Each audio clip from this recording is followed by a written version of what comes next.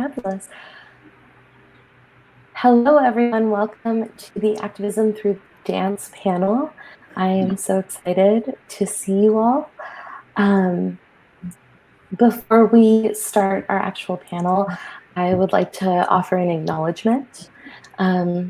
First, again, thank you for being here.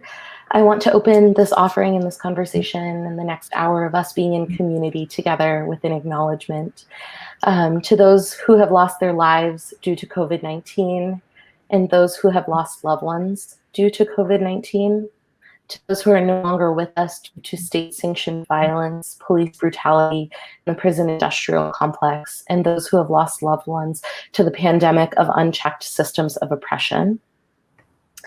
I would like to acknowledge that the land on which we live is occupied, unceded, indigenous land. Every community owes its existence and vitality to generations from around the world who contributed their hopes, dreams, and energies to making the history that led to this moment. Some were brought here to the US against their will. Some were drawn to leave their distant homes in hope of a better life. And some have lived on this land for more generations than can be counted.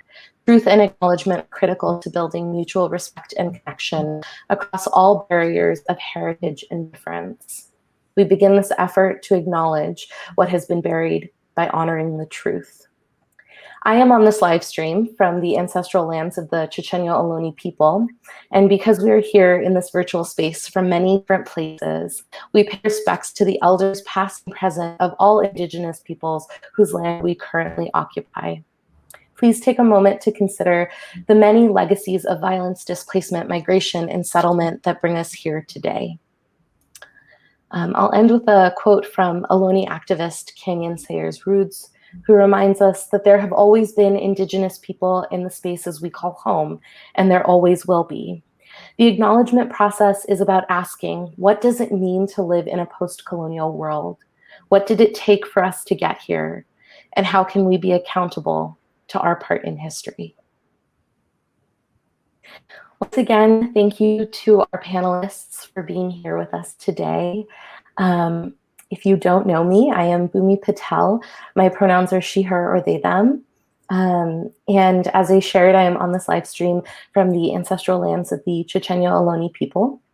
My background is primarily in modern, postmodern, and improvisational forms of dance, and I consider my work at the intersection of embodied research and activism.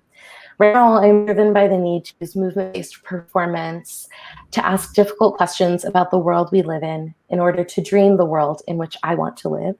Thank you to our panelists for being here today.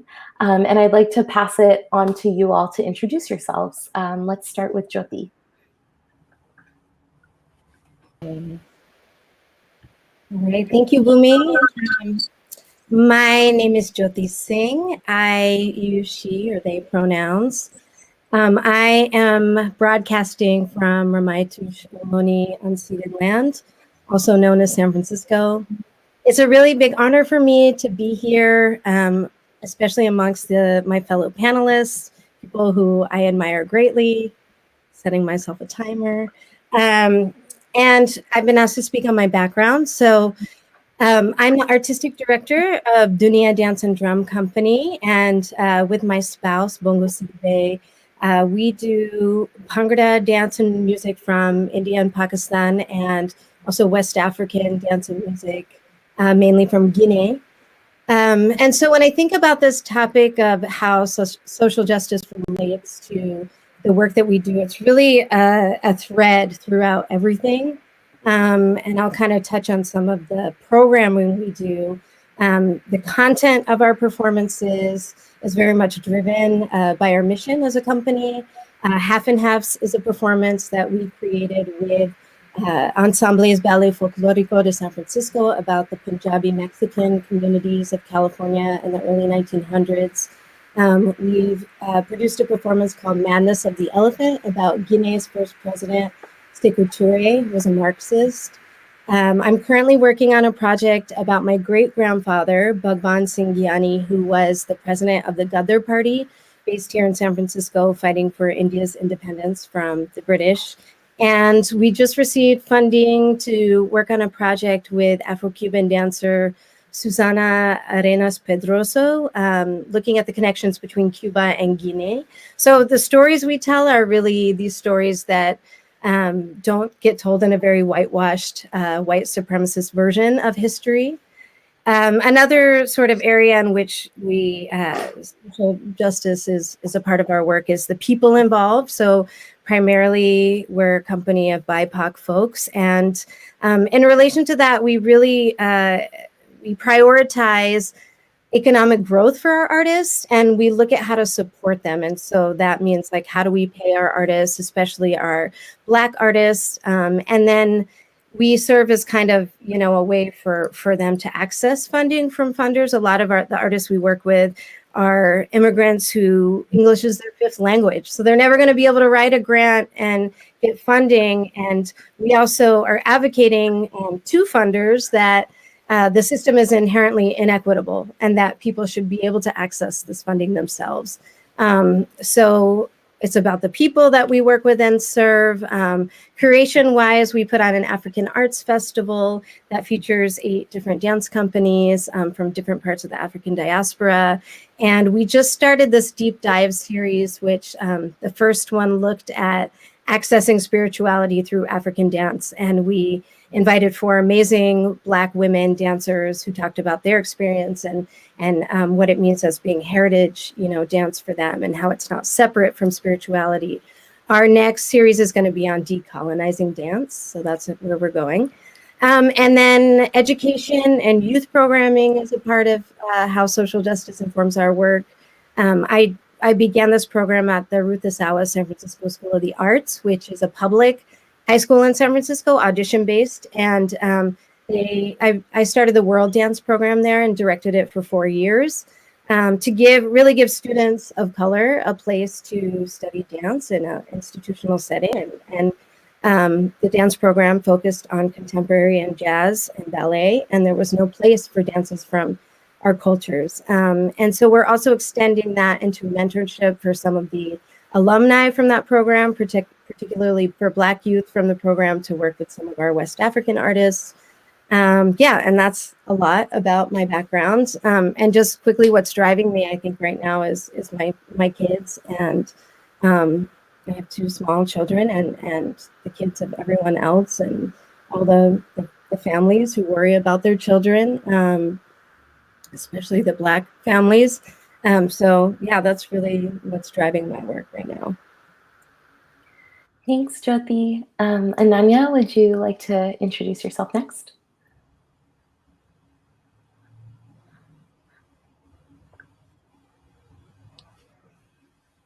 Ananya, I think you might be muted.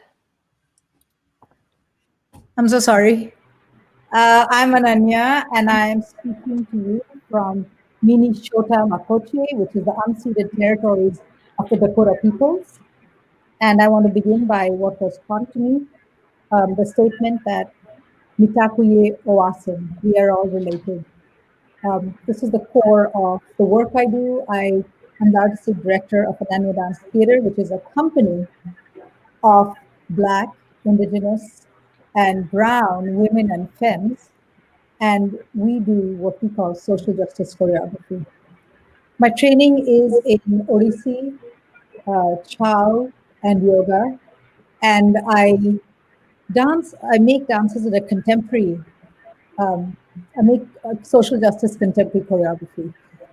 What is important about my background is that I feel people think that when you dance contemporary dance, you must do some kind of fusion work. I don't. I have no training in Western forms, and I'm entirely contemporary within the training of my South Asian forms. That's important. And the concept of social justice choreography also comes from my growing years in Kolkata, where I worked with people like Shambhu Bhattacharya and Himango Biswas. Shambhuda was a choreographer, and Himangoda was a singer-songwriter, and they were part of IPTA, the Anti-Colonial Indian People's Theatre Association. And they wrote really powerful songs and made powerful dances about an anti-imperial from an anti-nuclear point of view.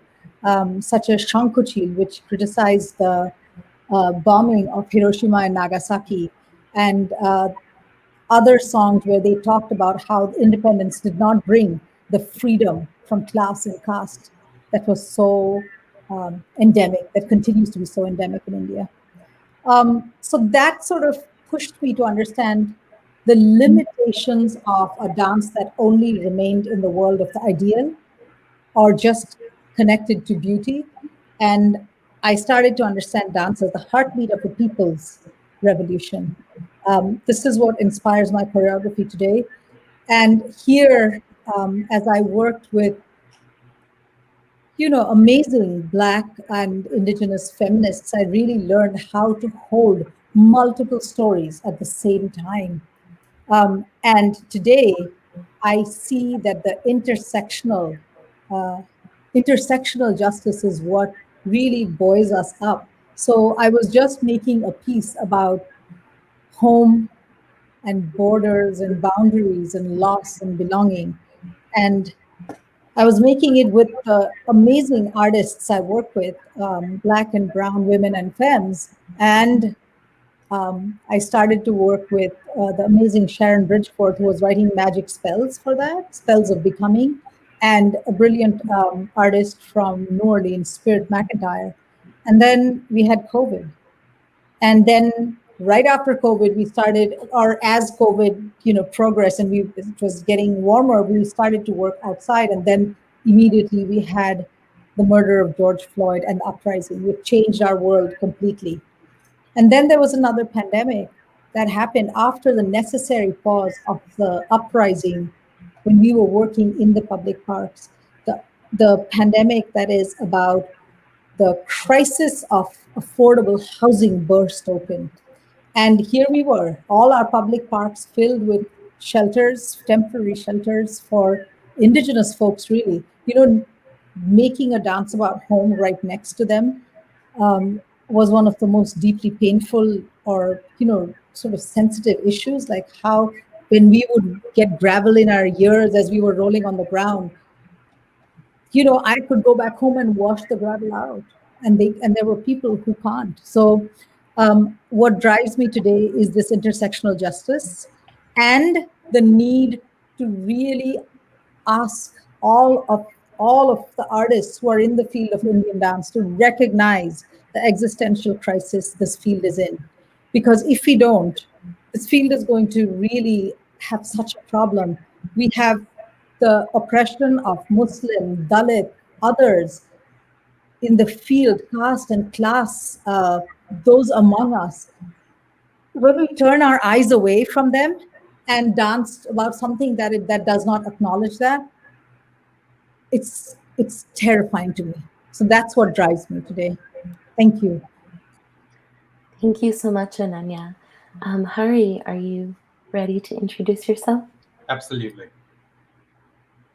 My name is Hari Krishnan. I go by he and his. I'm going to share with you a quote of one of my favorite quotes that inform my practice, my scholarship, and my life. Everything is art, everything is politics. This is by the Chinese dissident artist Ai Weiwei.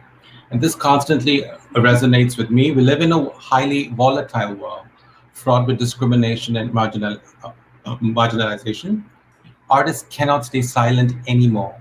We must participate in the dailiness of politics and social justice.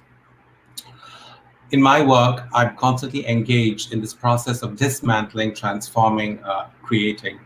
It's in this complex process I'm able to critically decode multiple representations of Bharatanatyam, a form I specialize in, both as a dance maker and a historian. I'm born in Singapore. I live in Canada and in the US for the past 30 years. I'm a dancer, choreographer, a scholar and educator. Like I said, I specialize in Bharatanatyam as well as contemporary dance from global perspectives. My interest extends into the field of queer representation, sexuality, eroticism, and film. The anchor of all my work stems from my interface with the hereditary dance communities of South India, particularly women artists from the courtesan communities and the dance masters. I've had the privilege of learning, researching, documenting, archiving the rich, unique repertoire of these families for over 25 years. The humanity and unapologetic and unabashed interpretation of eroticism continues to inspire and inform my life and art. I'm artistic director of a Toronto-based dance company in dance, and my work addresses a wide range of various politics and aesthetic ramifications.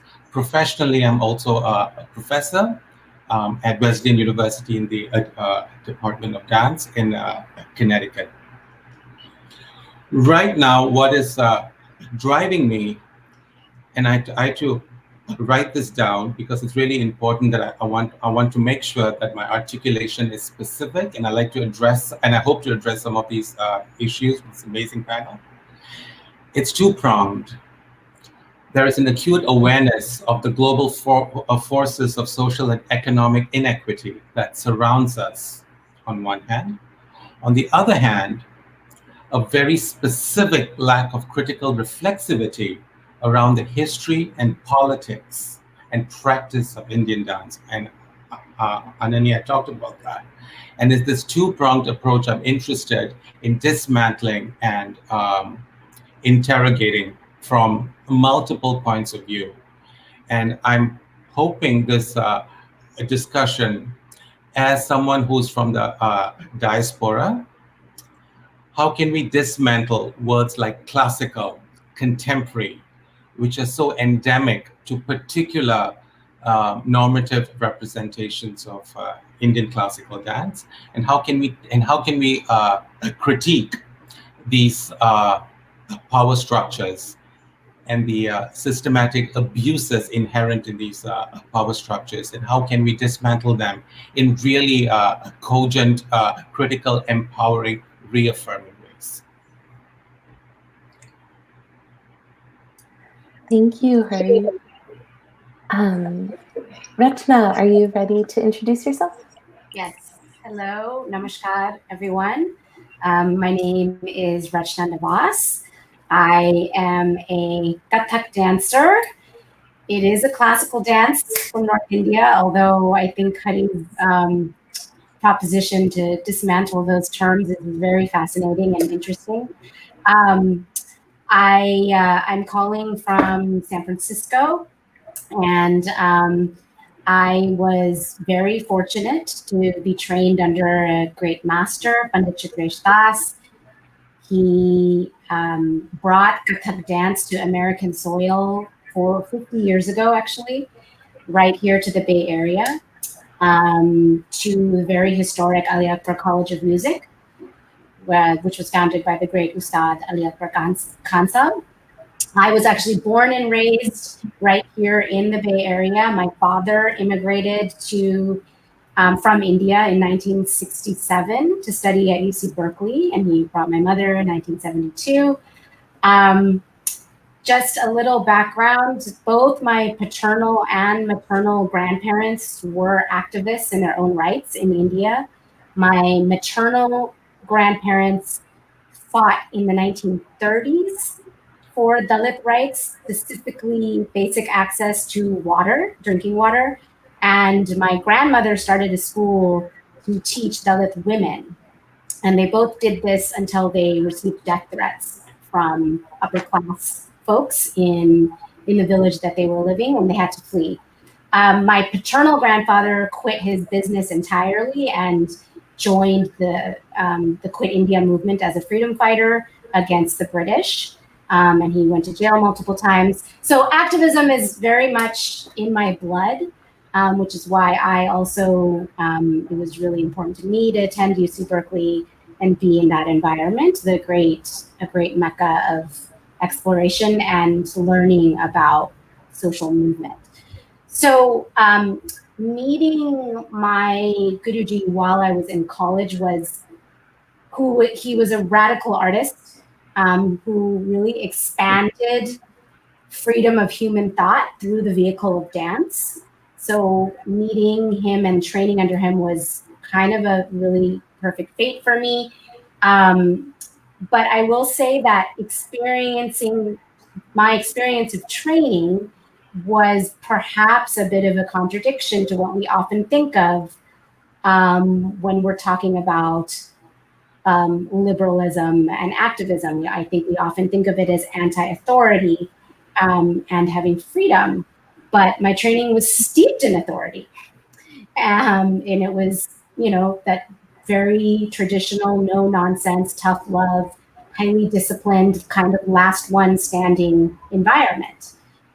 But what I was taught was that through pushing boundaries physically, mentally, emotionally, and spiritually, we discover ourselves and we discover human life as it interacts and moves in this world. And so that's just a little brief synopsis of my training. I toured with the Chitresh South Dance Company for 15 years until I could lose passing. And then I co-founded the Lula Dance Collective, which was an artist-run collective, bringing together Kathak artists of our lineage, and where we really engage in collective creativity to create works that are grounded in the tradition, but are evolving and innovative for contemporary audiences and for social change.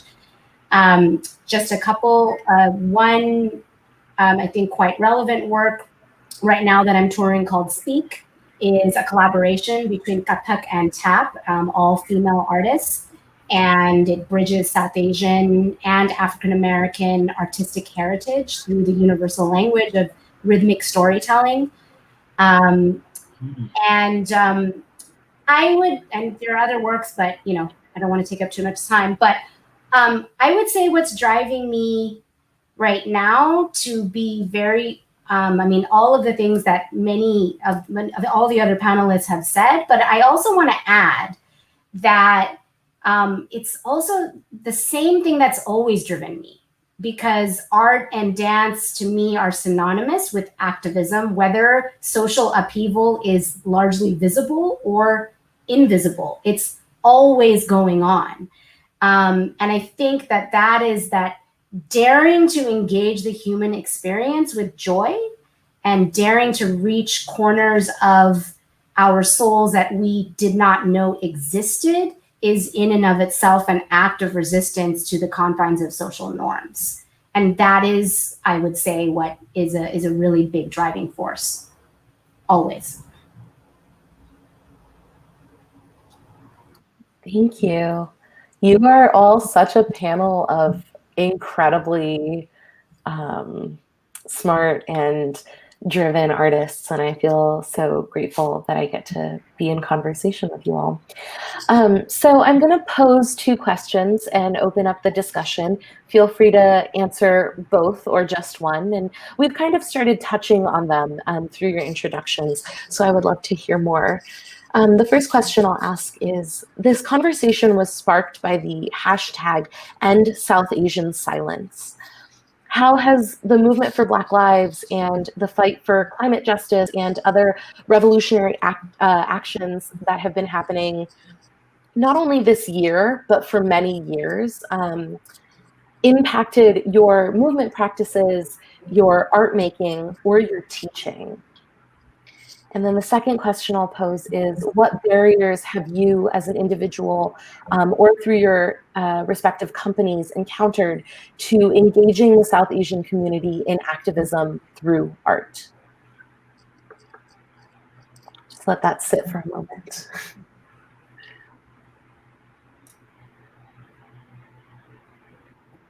Hi, Bhumi. I can take on the first question. And thank you for posing such really smart questions. I really appreciate the provocations. I want to say that, End South Asian Silence is a really fantastic hashtag, but I feel that sometimes we pick and choose, and it feels hypocritical. I feel that there are many South Asian artists also who are speaking about Black Lives Matter. It's urgent, but every day the kind of atrocity that is happening here is happening in India as well. And it is our responsibility to hold up how Black Lives Matter and Dalit Lives Matter together are showing up all the time. And parallel things are happening. Today, Manisha Valmiki died after this level of torture. Where is the outrage about that in our works? Where is the outrage? Why are we not why are we not pouring our abhinayas with the pain and the angst that we feel about this? It is the destruction of anything, any kind of human soul. So I want to end South Asian silence about the multitude of devastations right now.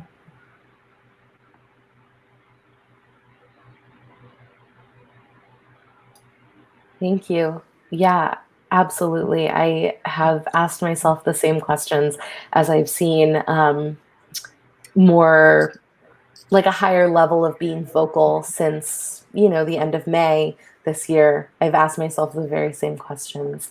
Can I pass to Jyoti? Sure. Yeah, I just to go off of what Ananya was saying there, I got to attend this great talk by Equality Labs where they were talking exactly about that, about how, we have to look at the structures within South Asia itself, and we can find that replicated, and we can't be silent about that. So I really appreciate you saying that.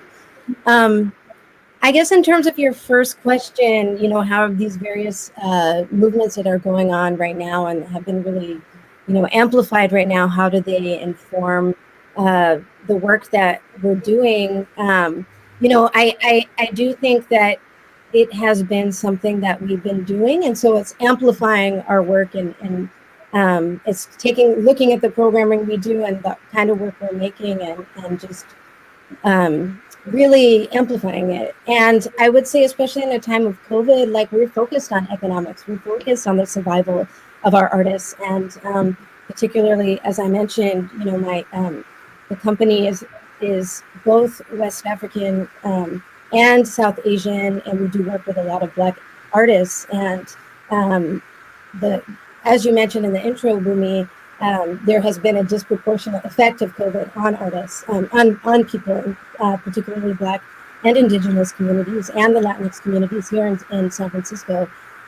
So we're really focused on the economics. I mean, I am focused on, yes, like, what is the thematics of my work, but what am I doing artistically? But I'm also working my ass off right now to raise as much money as I can to support the people that are in our organization, because at the end of the day, that's survival. Another thing I think we've been doing in the company is in rehearsals because of COVID. It's like things are slowed down. We're holding each other accountable too. We're having conversations like, okay, what are you working on? What actions have you done? Bringing actions into rehearsal. Like, okay, everybody, let's spend the end of the rehearsal. We're going to write letters. We're going to send, we're going to strategize about this particular, thing that we care about and that is happening right now. So I think in a way that slowdown has helped us, get away from okay, this show is coming up, we got to get ready for this show. And so I think for me in particular, it's not, my creativity is there, and I'm working on this project on the Gather Party and looking at the sort of intersectional revolutionary movements and how they came together with other movements, and looking at that. But really, like I mentioned, just looking at the economics, bringing it back to the bottom line.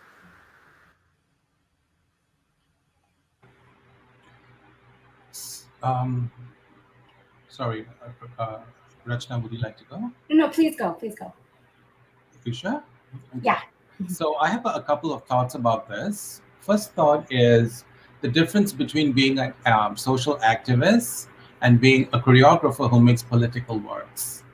I'm of the second variety. I'm not an activist, and I don't want to, and I think it's important to be absolutely clear and have integrity in terms of not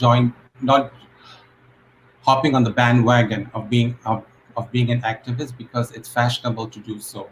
There are activists who are doing amazing work, like my colleague Ananya there.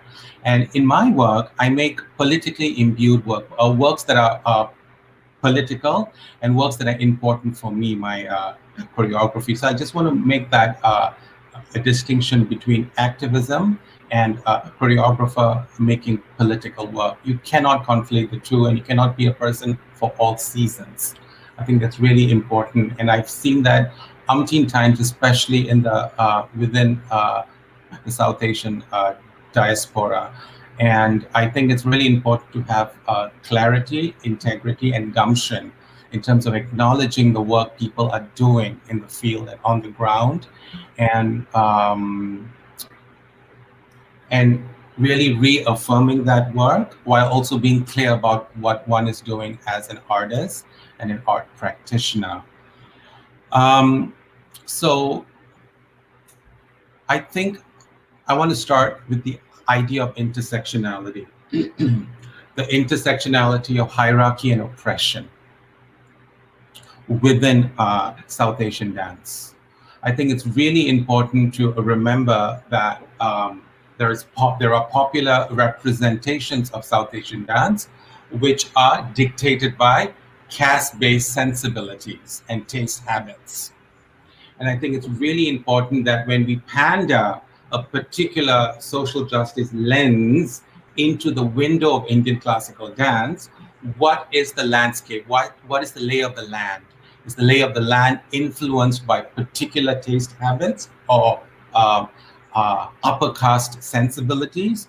Or is the lay of the land a land of solidarity and democracy, giving voice to marginalized, oppressed people, Dalit community, Bahujan communities, especially members of the hereditary dance communities? Where is their space? Where is their space in all this? Where is their voice? And as an I'm born into an upper caste family, and I denounced the caste system and my own privilege, and I always check with that. And I'm always very conscious about my entitlement, especially as a male coming from an upper caste community. So I'm really conscious about that in terms of my art practice. And I think that hypersensitivity in this case is a good thing, because it's not your voice which is important, it's the voices that you don't hear. It's the people that you don't see, and the people who are not represented in the history books and on the proscenium stage, and it's the stories that you don't hear. These have to be uncovered, reaffirmed, and propped up and propagated in really largest ways. So one of the ways I look at this is through the lens of compassion, generosity, and empathy.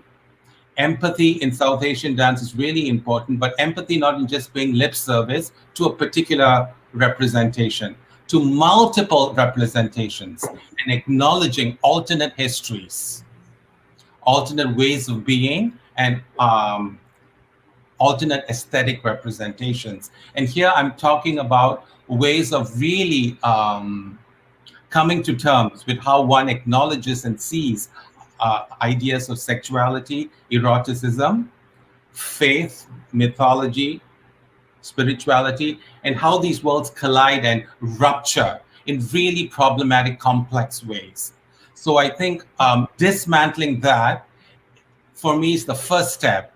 When you talk about ending South Asian silence, it's the work is really coming from the ground up and casting a much wider net to encompass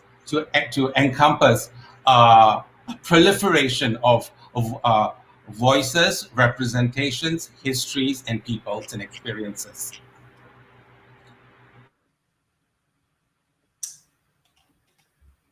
Yeah, I wanted to add around so the concept of end South Asian silence. The thing is that the South Asian community creates a bubble in America.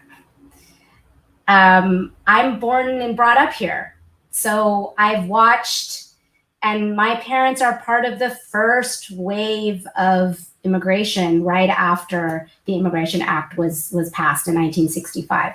So it's a very it's a bubble of, we are educated, we have come here to create success from working hard, and there's very little.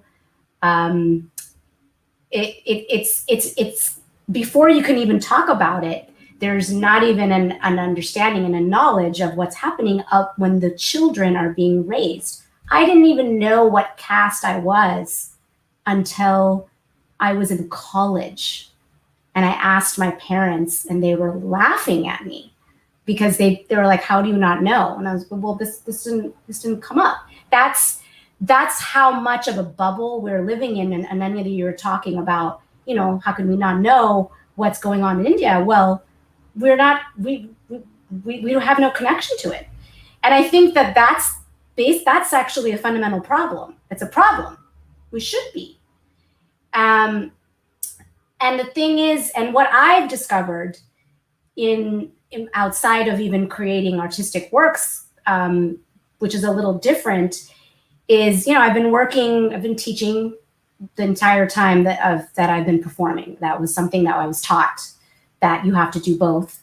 And so I've been teaching kids for 20 years, and kids of the Indian diaspora, kids who are growing up in the same situation that I grew up in, but of now, since I've been doing it for 20 years, of different generations.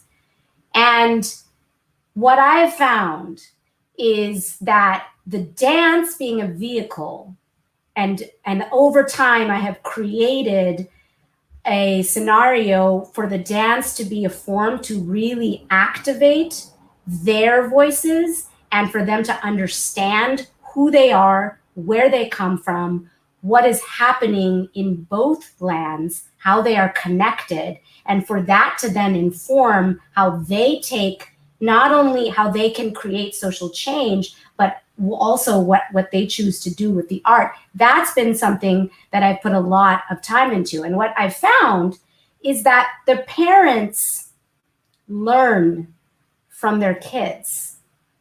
They're learning what's important and what is upsetting their kids, what emotions they're having about what's going on. And it is forcing them to be out of that bubble. So, for example, we did a whole youth conference this summer, which we were planning on doing anyways, but we pivoted the entire thing. I mean, half of the conference was about Black Lives Matter and about anti-Blackness within the South Asian community and solidarity. The youth, these teenagers, Gen Z, I guided them, I gave them the tools, I utilized the dance as a way to empower their minds, really training them physically so that their minds can expand. But it's through that they wanted to educate others about who they are, about what South Asian youth desire today, about how they think, about what their perceptions are of all of these issues. And that was their number one thing. They called the conference "Who Are We?" Because they are tired of actually being pigeonholed into being a certain thing.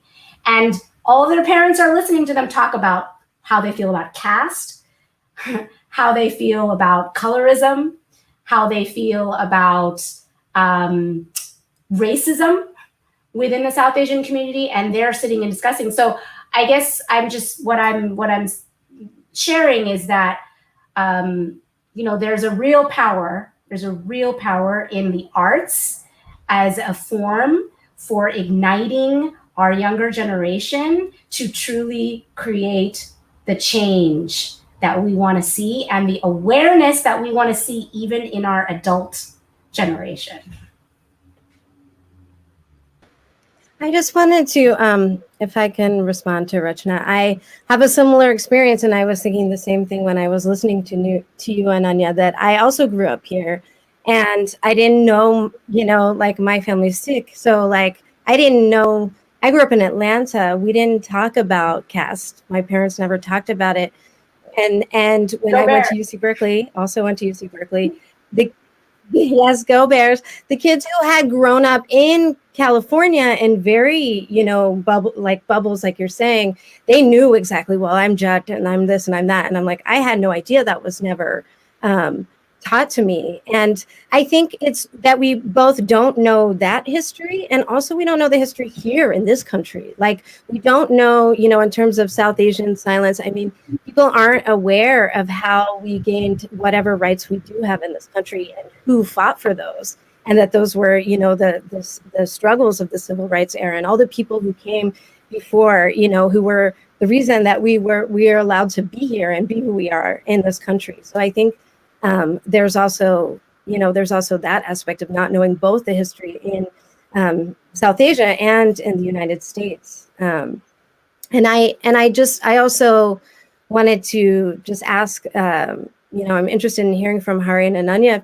if this question is of interest. But Hari, I was, when you were talking about this idea of, it was a long time since I was in grad school, but the subaltern, I don't know if that's still a word that's used, but like how, I'm not so much in the theoretical realm anymore, but like how, the stories we're not hearing, the voices we're not hearing, and the ones that aren't represented. And, as like one folk dancer, amongst the classical dancers, I have to say, like, I often feel that there's such a hegemony between that, kind of in South Asian dance culture, like folk and classical. But I'm just wondering, in the university setting, like, how do you feel like dance in academia and like what you're doing in the university setting, how does this like reify this kind of casteism, or how is that structure able to dismantle it, or if it is? Yeah, so two thoughts. The first thought is this notion of folk and classical in the realm of the South Asian dance world. Folk and classical, these terms are dictated by the state. It's part of the nation building in South Asia right after independence. So 40s, 50s, 60s, during that really the critical time when the nation was reimagining itself, using antiquity as a launch pad, as a very successful launch pad, if I may add, to reimagine itself and reimagine the arts as in a sort of this veneer of antiquity and history in ancient history. Yeah. So it's really important to remember this this binary of classical and folk are imposed in the early part of the 20th century. If you look at these hereditary forms of these practitioners performing these really complex, already hybridized forms, what we call folk dance, this kind of pedestrian ways of a movement, and the stylized ways of movement, which you see represented as classical, are enmeshed and complexed and really embodied in really sophisticated ways. I'm using the word sophisticated very consciously already in these communities. So the separation of aesthetics is very much a 20th century phenomenon. So I just want to just start my I want to just throw out a preamble to contextualize what I'm going to say now. In terms of the university, Wesleyan is a very unique university. It has a legacy, a rich legacy of South Asian dance and music, in addition to more global representations of dance. So in my classroom, when I engage with a form like Bharatanatyam, one way to enter this form in terms of a classroom, which is predominantly non-South Asian students, is to embrace the idea of multiplicity and to look at the forms in really critical ways, but also in various ways in terms of not dismissing popular representations of 20th and 21st century representations of the dance, or not positioning old and new, because these are very dated ways of situating Indian classical dance. rather creating a more cohesive, complex discourse about caste, class, identity, and also disseminating the various histories, whether it's a popular representation of dance history and also alternate dance histories, compounded with my own research with the courtesan dance community and my own work in terms of subverting popular representations of Bharatanatyam, which I would love to talk about, particularly my recent work, unfortunately, which did not premiere, Shiva Kissed Vishnu, queer Bharatanatyam duet. But these ways of engagement in really complex, multiple ways and critical ways with really different layers and different levels of information need to be synthesized when talking about a form like Bharatanatyam. And you cannot separate caste and class from aesthetic representation. They are enmeshed. Ananya, I know you were going to respond. Go ahead. Yeah, I wanted to, just before I go to the question, I wanted to say, I understand, this question about growing up in a bubble, I think many of us weren't taught about caste. Even when I grew up in Kolkata, I wasn't taught it because there was this rhetoric about, in a left front state, we were all about dismantling caste and class, but yet there was the terrible massacre of Muridjhampi that happened, and it was devastating. But what I'm trying to say is, how Black parents must talk to their children. Just like that, I think I hope we can all recognize that to not be taught about caste is the mark of our privilege. I do think that is different inside. Sikhism doesn't do this caste structure, so I do understand that. I'm just saying, the bubble is a mark of privilege, just to understand. And I want to, like you said, Jyoti, hold up the work of Equality Labs because they remind us through their research at this point, and I'm interested how at this point it's impossible not to know. And I hope we don't just engage either in Black Lives Matter, just as a thematic grant speak moment. I hope we really understand how we are part of the perpetuation of that kind of violence. Maybe I could just talk about this question about spirit. I feel like this notion. In my work, I'm centering what I've seen Black feminists and Indigenous feminists do. Really, they are recentering this larger question of love. To me, that is spirit, right? It is a connection of the body with the earth, and understanding that the product, anything you imagine, the just future that you imagine and try to embody and materialize through your dance is part of spirit. It is the invocation of what Cornel West calls radical love, right? Seeing the world through the lens of the most oppressed. So that's where I feel like, I don't know, I feel like love, spirit and love, this notion of radical love are actually at the heart of activism. And I feel the greatest, the thing I love about my training is that I learned footwork. So I learned vibration, connected vibration that goes through my body into the floor and connects me deeply at a cellular level, not on as a big narrative thing, but in this cellular, granular way, to the principle, to the energetic quivering that is the source of life. So I think about that, I don't think about that in this new agey way. I think about that as a very material thing. Through the practice of footwork.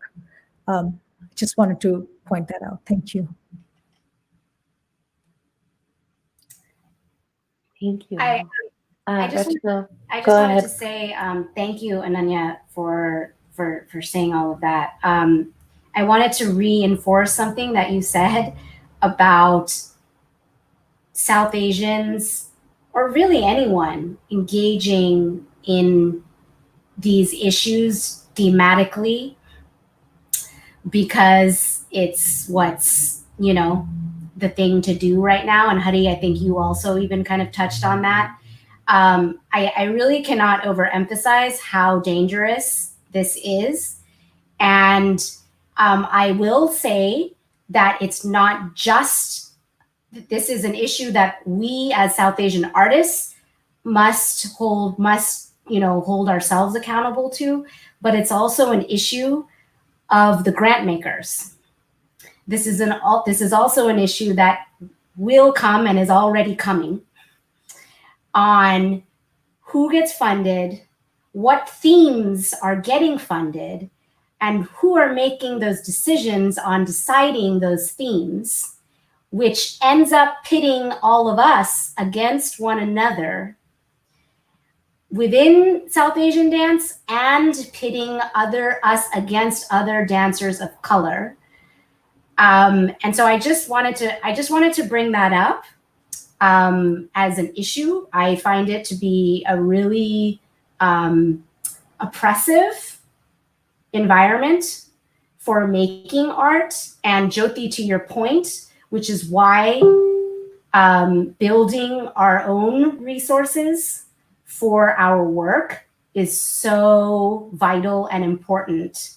And for us to speak out with those decision makers, that is an industry that is actually run by those in power. And that why that conversation is why we are at the forefront of trying to push that conversation. So I also want to add, thank you, Rachna. That it's also important to always remember that we are more than a checkbox. It's always and always not conforming to particularities and to the vision of how white presenters and not succumbing to a particular paradigm of how Indian dance is shaped.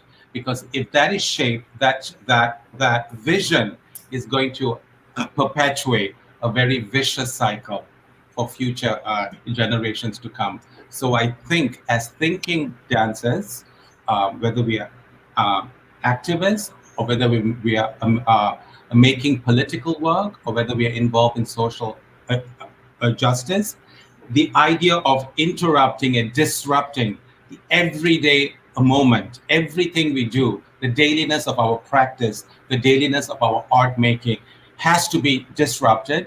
Yes, we want to be transformative and hopeful, but we also have to be cognizant of the fact that there's a lot of inequity that pervades us. And we need to be educating ourselves before doing any of this work. Ananya talked about that she does her work using her South Asian dance study. And she has created her own movement based on that, really speaking. It's similar. I don't do contemporary dance. I have too much respect for that craft to go and start incorporating that into my craft. I would have to go study that in order for me to do that. And I think that's another danger that we often feel we have to go into because, I have to now do work on Black Lives Matter, or so I have to do this contemporary work and I have to do that. But we actually need to go deeper into our own, understand that before and create, like you said, disruption based on that. I want to say one thing. Just this notion, just because I've actually just finished writing a book about contemporary dance. I think we really need to we need to dismantle that one too, because what we mean by contemporary dance most often is white contemporary dance. And we all have our own ways of being contemporary. Contemporary is about seeing dance as the heartbeat of a more just, or of a movement towards a more just world. So that's what I think contemporary is. It's not about it's not about being part of conceptual dance or, certain ideas of risk and innovation that to me are like, don't make sense at all. Well, again, it's a term that was created, I think, and this reason why I even use it that way, right? Because it was created by the white institution of dance. So I've even been pigeonholed into, being, okay, I'm classical dance and I have to make a new work that is contemporary in order to get this funding or et cetera. So classical dance has always been contemporary. It's a living, breathing thing. So. Right. Can I add one more thing to that?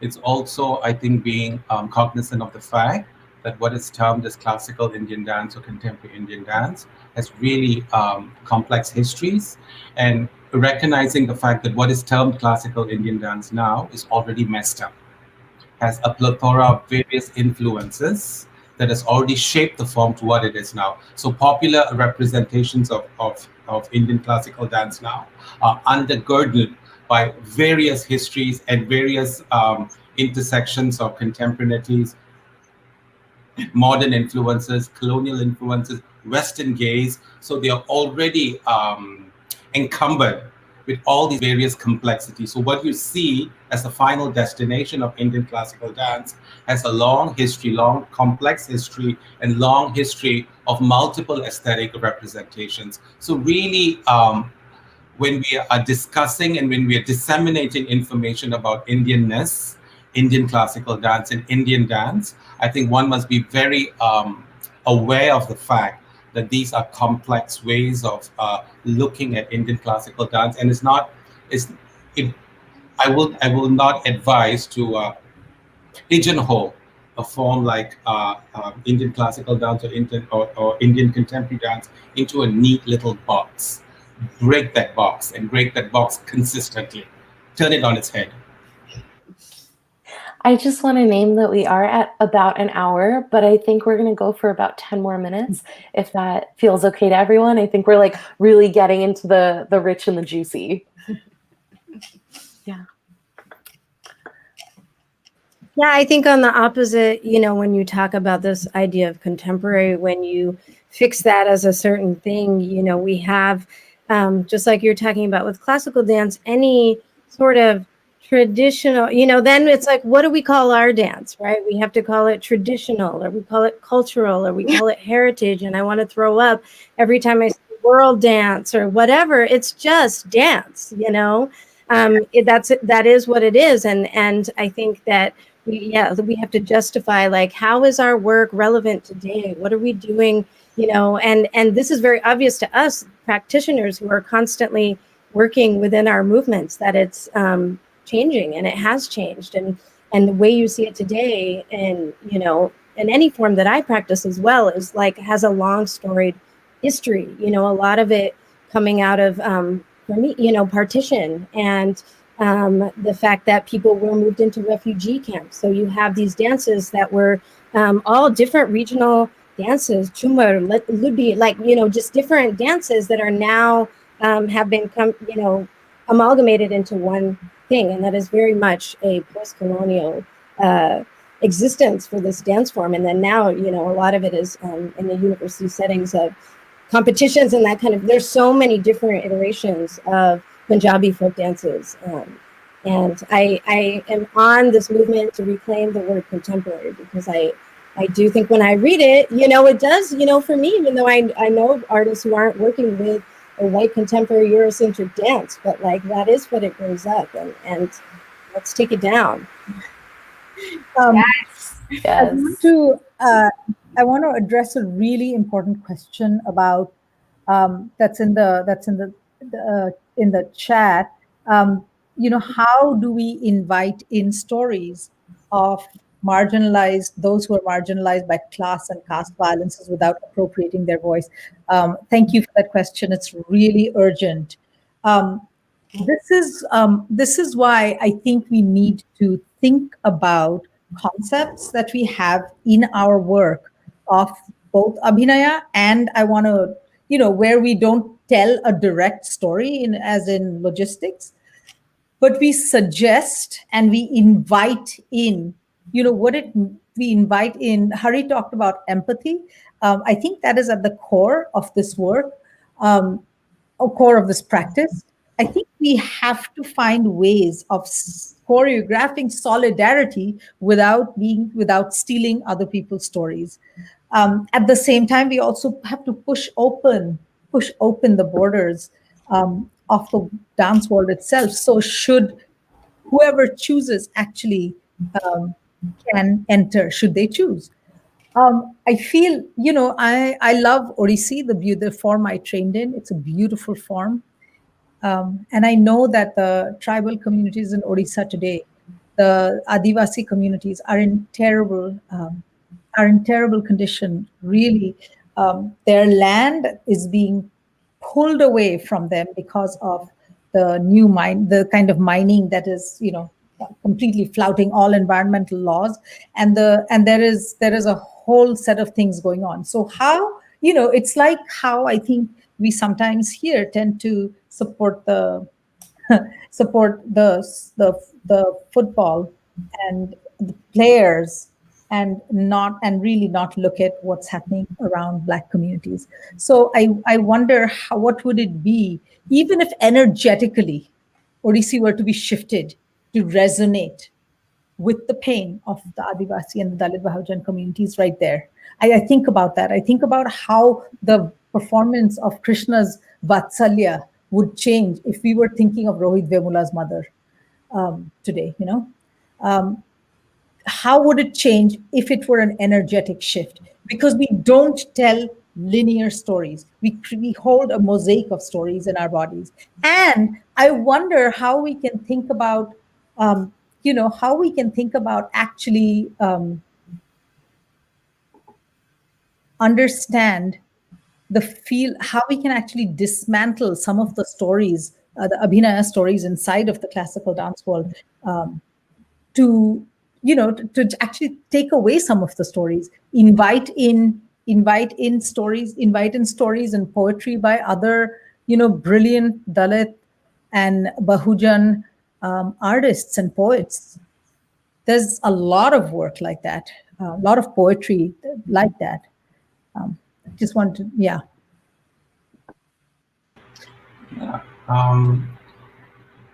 Rachna, you wanted to say something. I'm not going to interrupt. No, I was just,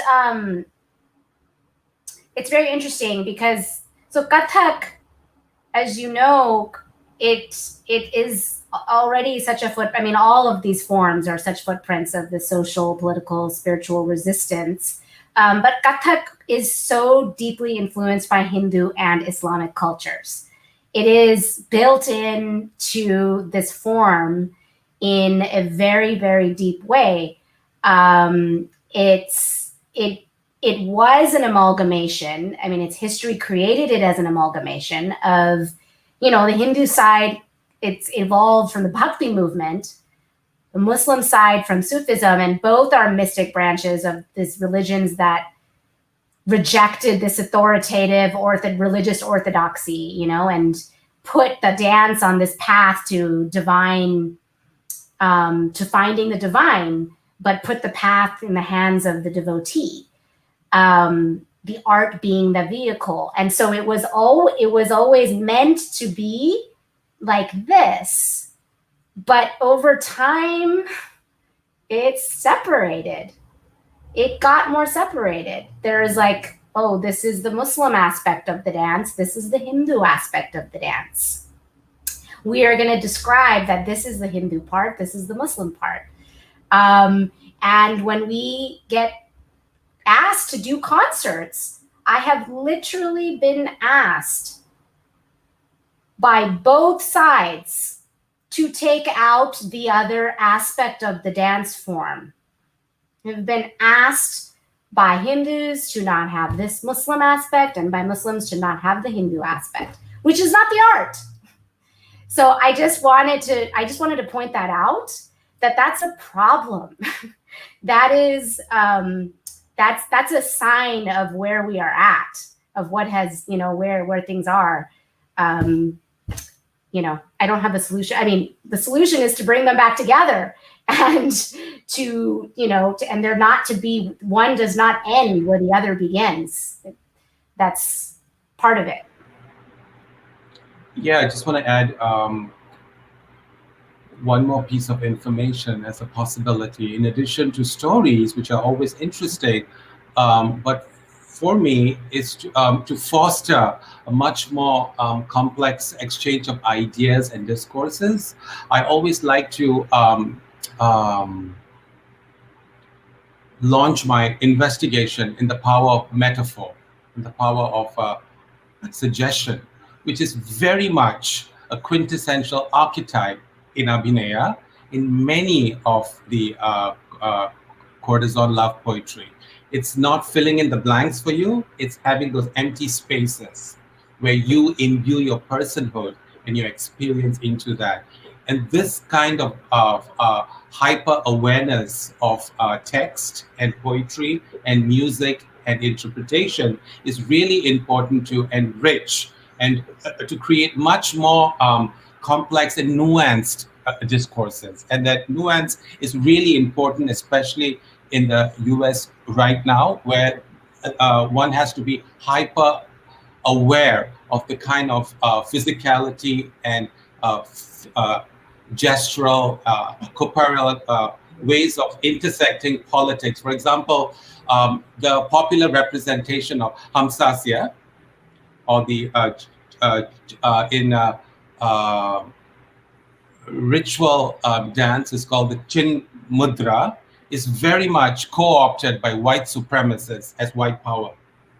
So it's really important to be and made popular last night with Proud Boy. So I think it's really important to recognize that every gesture itself is coded, it's loaded with an immense amount of politics and representation. And I think really recognizing that will be productive in terms of being a South Asian dancer living in the diaspora and intersecting with politics every second of the day.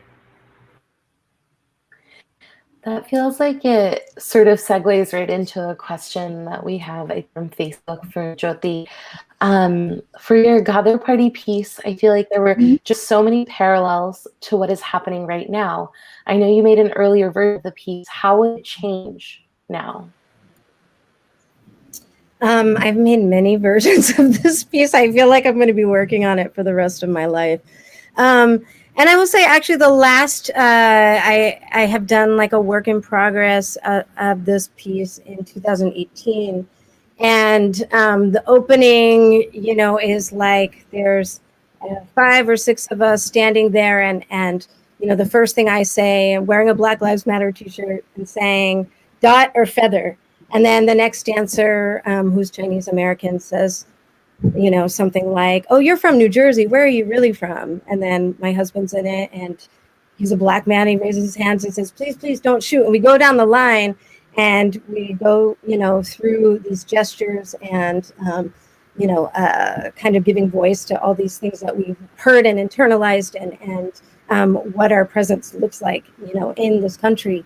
And so I think that it actually shows that there's so many, there's so much parallel to what we have been going through. It's like, yes, there's a lot of light and attention on, there's much more upheaval and many more people getting involved, and it's amazing. And I think that what has become clear for people is that, like, oh, this has been happening. This is not something that just started. This has always been happening. So those connections that I make in the Gather piece is very much an interweaving of, like, what are we experiencing now, and how is that related to what was happening in the early 1900s when my great-grandfather was walking literally on the hills that I live on, and couldn't go back to India because he was wanted dead or alive, and he would have been captured and killed, and just trying to do justice to that story and really make those connections between, this shit is still happening. Like, this is the latest version, right? And like where where do we take it from here? So yeah, thanks for that. Where do we take it from here? I think that is the question. And I know we're at about time. We're about 10 minutes over the hour.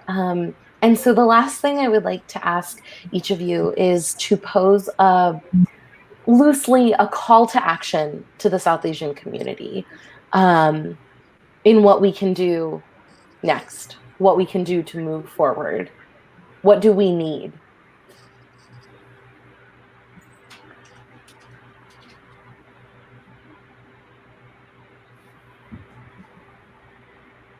I don't mind going for Ananya, were you going to say something?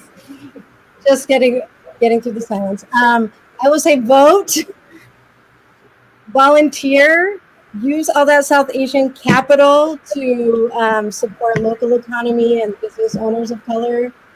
And I would say, like, spend less time on social media, use your voice to speak up, and either like get in the movement and get involved in whatever way works for you in any sphere of your life or in all spheres of your life, or get out of the way, but don't impede the movement and don't impede the progression.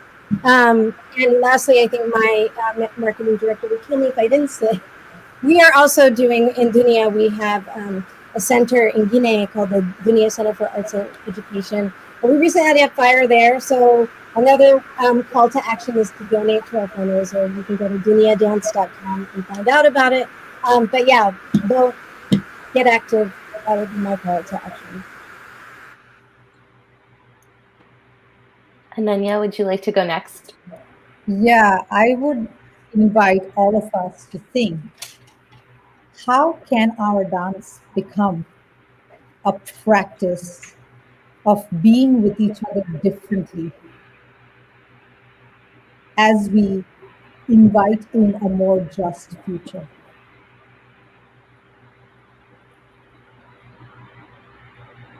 Thank you. Can I pass it to Rachna?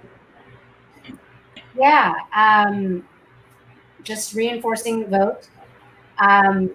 But I would even take it a little back, because this is still an issue. Engage in the arts. That we're not there yet. We come from a land that is so rich in art. So make it a priority to engage in it, learn about it first and foremost. And then we can, somebody asked, I think, how do we access these stories in the US? But we can't create these stories and make this art unless we're engaged in it, unless we as a community are. So I would say that's that. And educate yourself, educate ourselves about South Asian history and what's going on in the US and in India.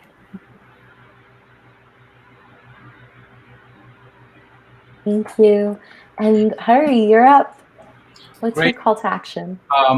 Call to action is not get seduced and mesmerized and attached to notions of cultural nationalism. Know your art, know it critically, and engage with its oppressive histories. Don't walk away with specific notions of beauty and specific notions of what it means to represent one's craft in specific ways. Rupture, break, explode those lenses. And really, my call to action for South Asian dancers is more empathy, more compassion, more humanity to seep into how we engage with each other, how we engage with the world, and being honest and authentic in really complex ways. Thank you all so much. This was such a rich and nourishing and exciting panel, and I feel really honored that I got to talk with all of you. I know that we could keep this conversation going for hours. There's so much to keep digging into, and this was just scratching the surface. So I hope that we'll get to continue this conversation. I hope that everybody that's watching will get to have these conversations in your own communities. And thank you all so much for being here tonight. Thank you. Yeah. Thank you.